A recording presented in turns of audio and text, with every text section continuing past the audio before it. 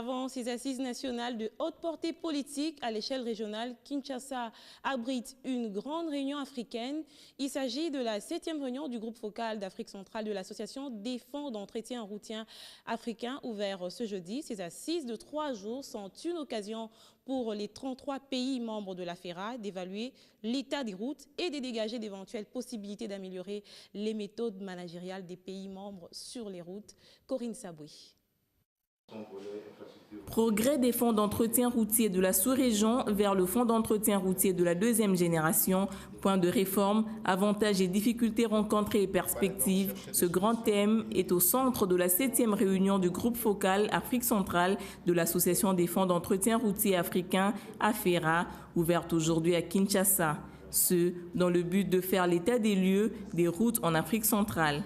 C'est ainsi qu'autour des années 70, les premiers fonds d'entretien routier ont vu le jour en Afrique avec comme objectif de disposer d'un budget annuel stable et régulier pour faire face aux besoins incompressibles d'entretien routier.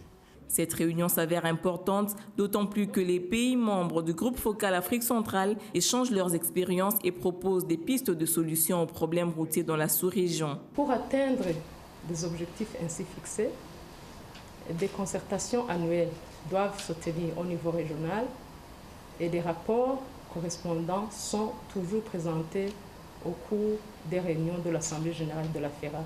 Le gouvernement congolais lance donc un appel à toutes les parties prenantes afin d'œuvrer à l'entretien des routes, facteur du développement du pays. Actuellement, beaucoup de pays disposent de fonds routiers dits de 2e génération, soutenus par des taxes sur le carburant, et certains d'entre eux disposent des agences routières autonomes.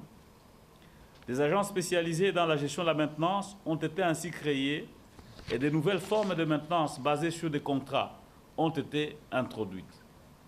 Bien qu'il subsiste d'importants écarts de financement, les résultats sont malgré tout perceptibles. En moyenne, 80% des réseaux de routes principales sont dans un état acceptable.